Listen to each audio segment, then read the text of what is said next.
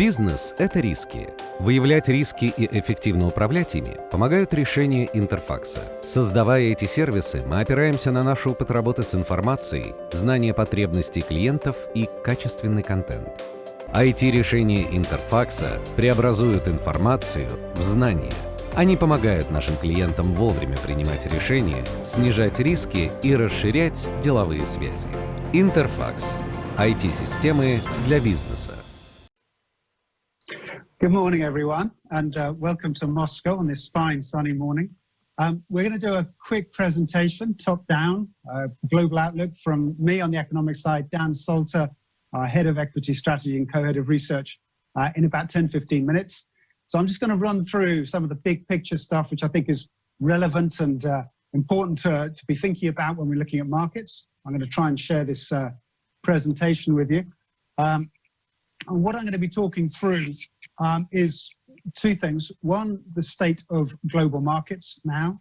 And I might have to ask our tech people in Moscow to run the presentation, actually. But we're going to be looking at the risks of a double dip and also going to be, so I'm going to stop that share. I'm going to try and let the tech people in Moscow take over. The first thing I want to focus on is where the state of global markets is today. So we've had the stock market in the US drop about 35% in about 25 to 30 working days. And that has been we've rallied back over 80 or 90 days to where we are slightly above where we'd normally be at this stage of the crisis normally. I do worry about a double dip. I think we all worry about a double dip. The most obvious trigger for that is going to be a second wave of the virus, but I'm not convinced it's going to happen. I'm not convinced the double dip's going to happen because of the unprecedentedly quick stimulus, and because this is a crash which is terrorist-related or tourist kind of disease-related crashes tend to be painful but short-lived. And I think there's also this aspect of there is no alternative trade that supported US equities as well. So if we jump to the next slide, which is looking at not just the stock market now, but also bond yields. And my base case is that we're going to see very low bond yields in the West for an extremely long time. And using Japan as a precedent, it's telling us the German yields are going to be around zero. That's the red line coming in close to that blue line. And we're going to see US treasuries anchored down at quite low levels as a result. With no yield offered in the US bonds, people are going to be looking for alternatives. And I think, yes, US S&P does well for now, but it's going to be emerging markets that are the big beneficiary soon. And the question I asked last week is, are we going to see a convergence, not just at the long end of global interest rates, but even at the short end too? So what we saw in the 2000s was Europe increasingly looked like Japan. The 2010s, America headed that way a little as well. Central Europe and Asia. And what we've seen just in the last week is a record cut in Russia of 100 basis points and cuts in Brazil and so on. So we're beginning to wonder just how low can EM rates go. And I think, again, this is going to support Russian asset prices, among others. Should we worry about a second wave? Well, the countries I'm paying attention to are European, South Korea, and the numbers are really good in East Asia and Europe. No sign of a second wave, except maybe Southeast Europe, but they never really got it under control. There are countries that never did proper lockdown, Brazil, Sweden, cases are high, but there is no second wave in Europe. There is a ongoing first wave in the States, and you'll have been reading a lot about that in recent weeks. Oklahoma saw record high numbers of cases on Sunday, the day after Trump's not super well attended rally. Arizona, huge jump as well.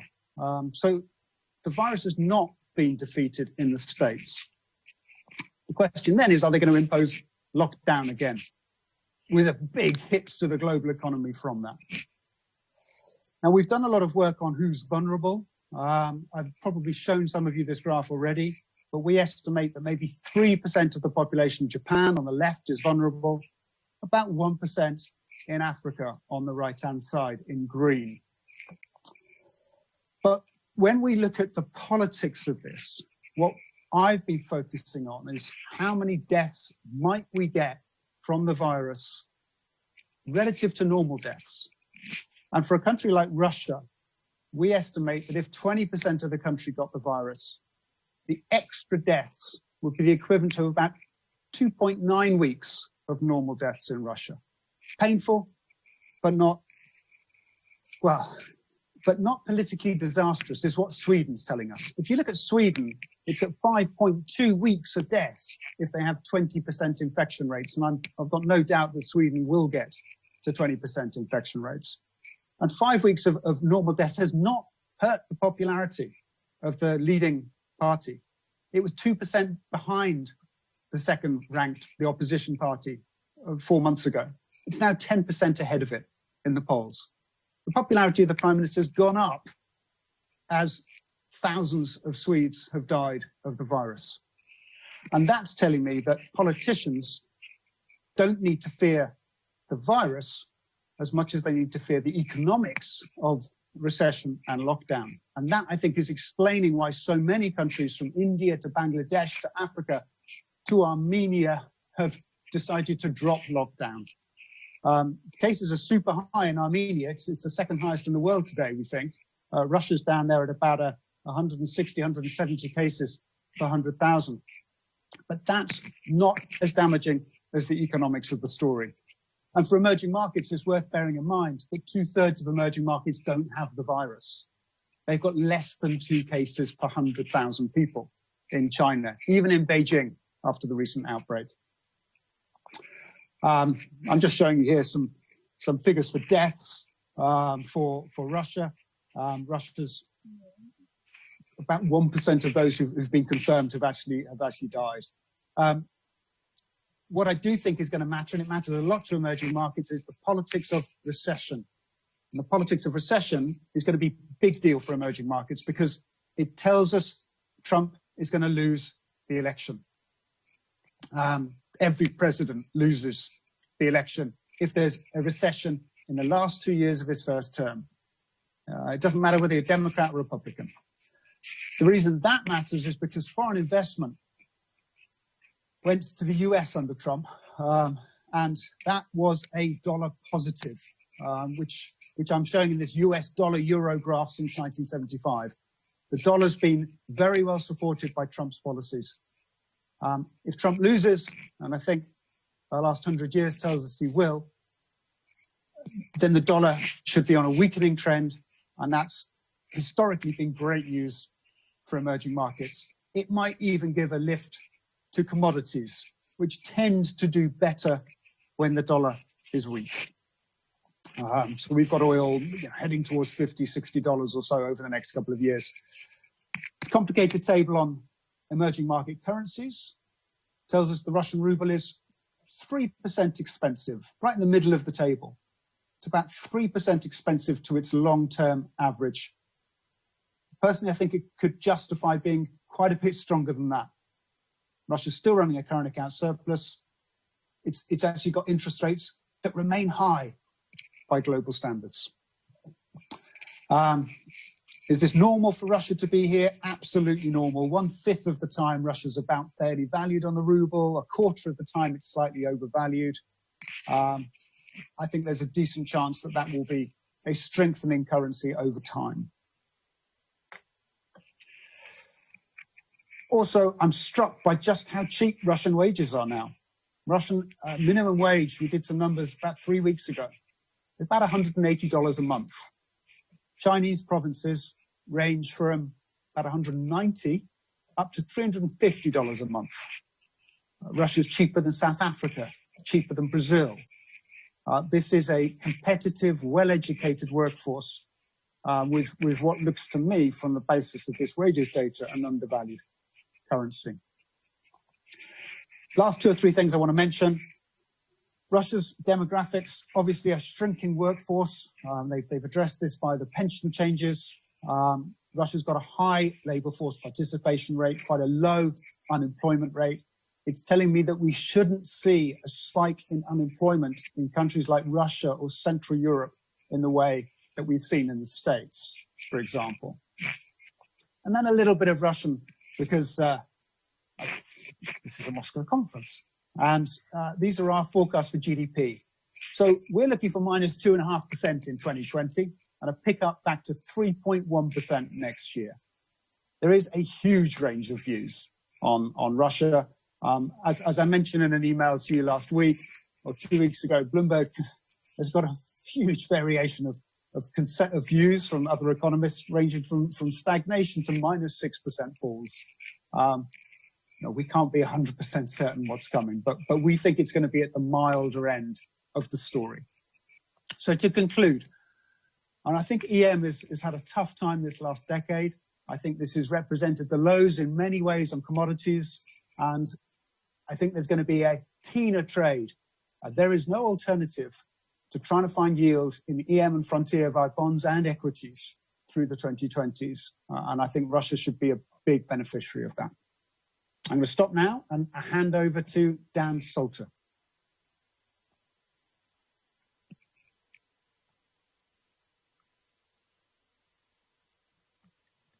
Great, thank you, Charlie, very much indeed.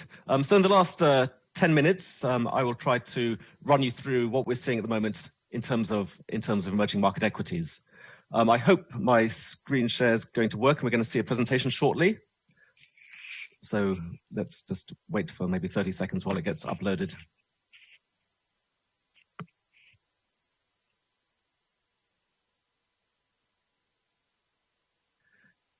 Here we are, looking good. Okay, so the presentation's here. Slide 1.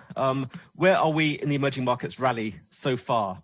Well, today marks the 3-month anniversary of the EM rebound. We're 3 months into the rebound, and emerging markets are up by almost a third, up by 32%.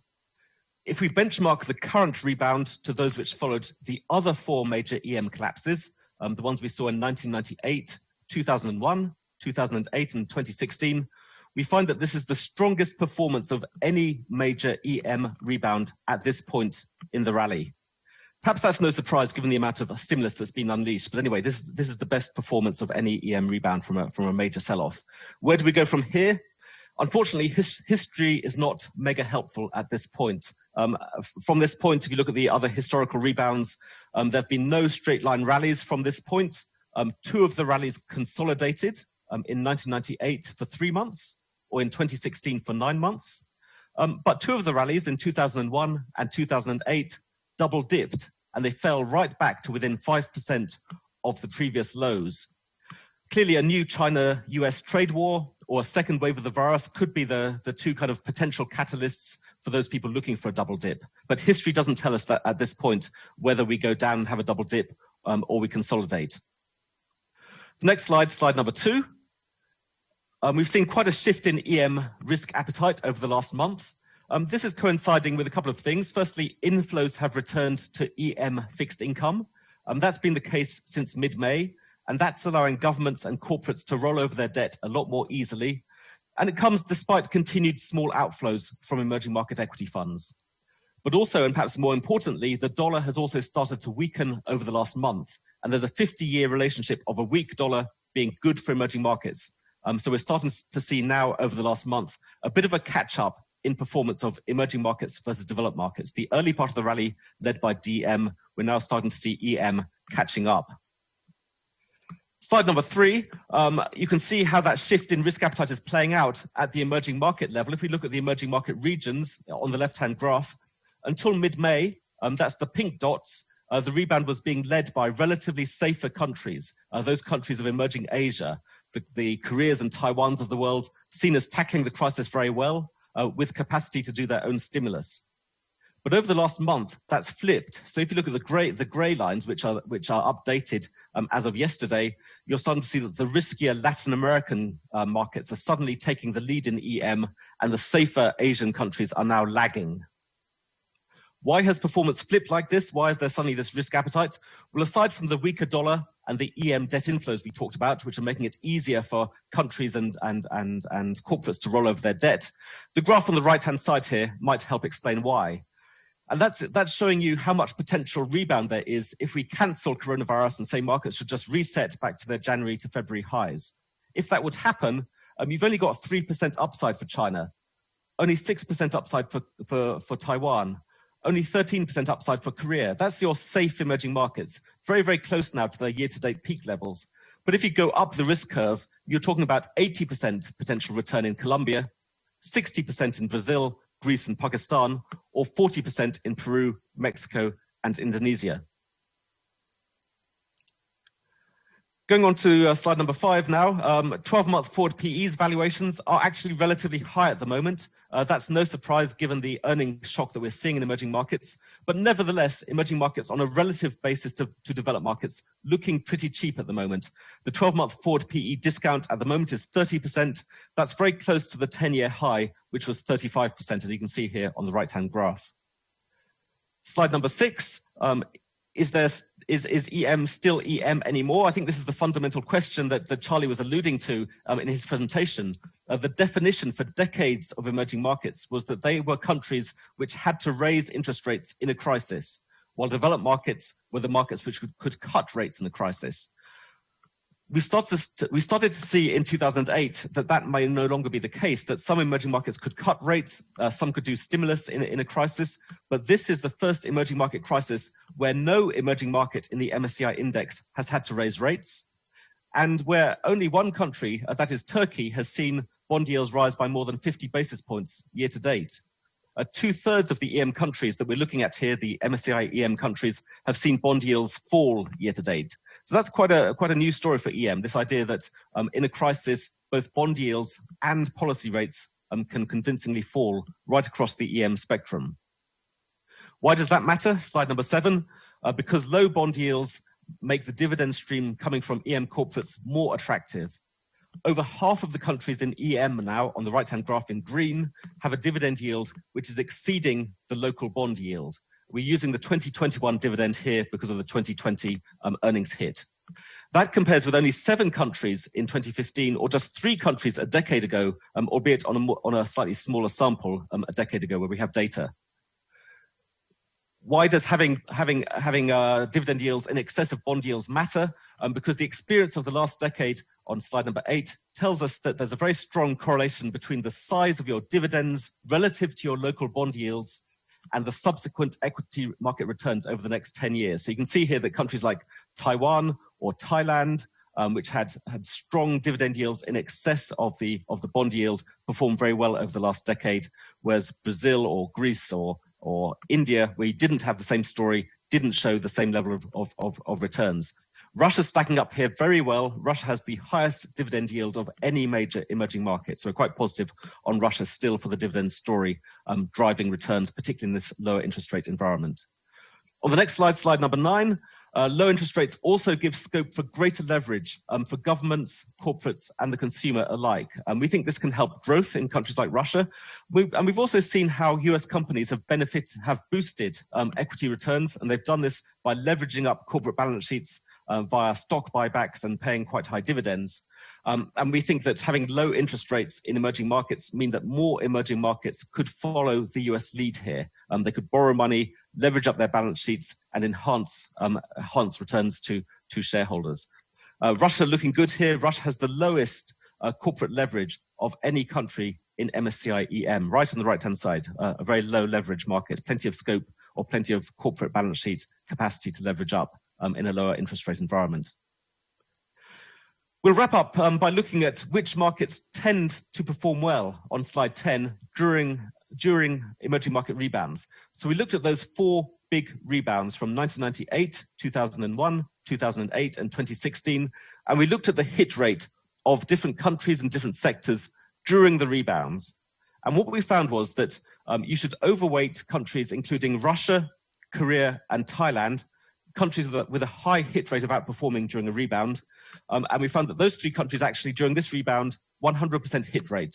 That model got the right countries in this rebound. And it also told us that the countries which tend not to outperform in a rebound are China, Malaysia, Mexico, and Turkey. And again, here we have 100% hit rate, that it does seem to be that those countries are lagging this time around as well.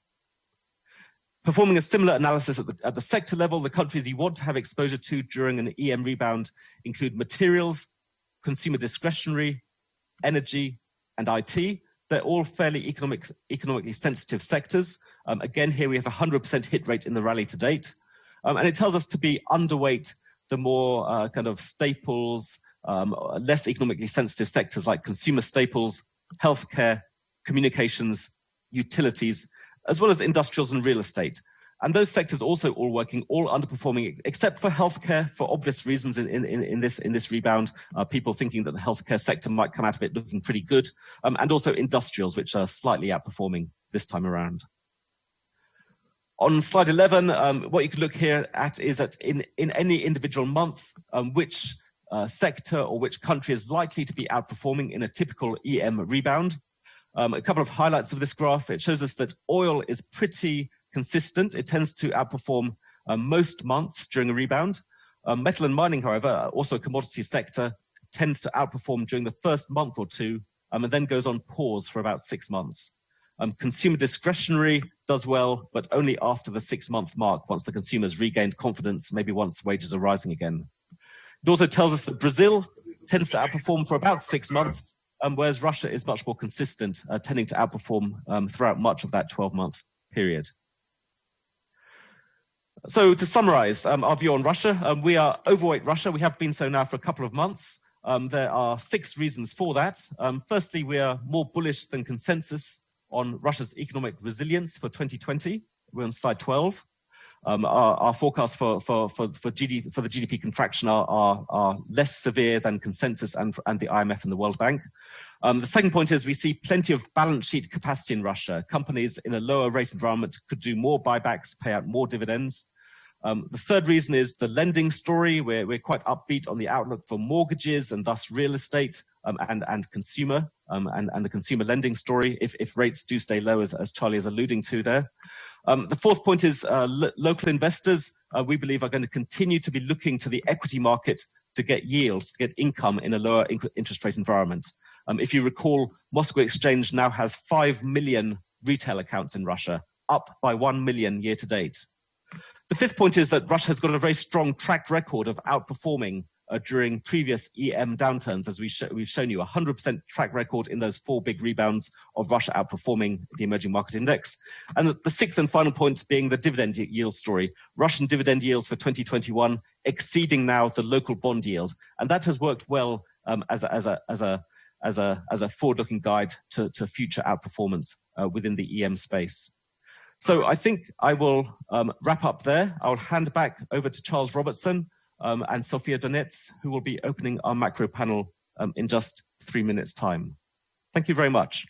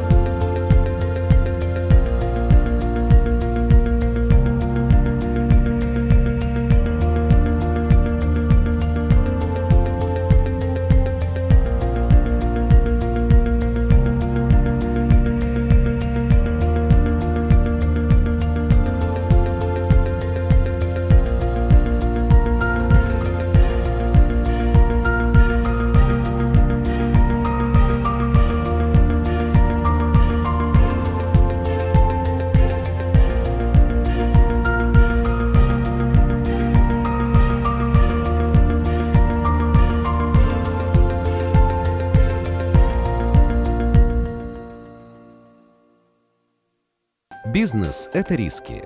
Выявлять риски и эффективно управлять ими помогают решения Интерфакса. Создавая эти сервисы, мы опираемся на наш опыт работы с информацией, знание потребностей клиентов и качественный контент.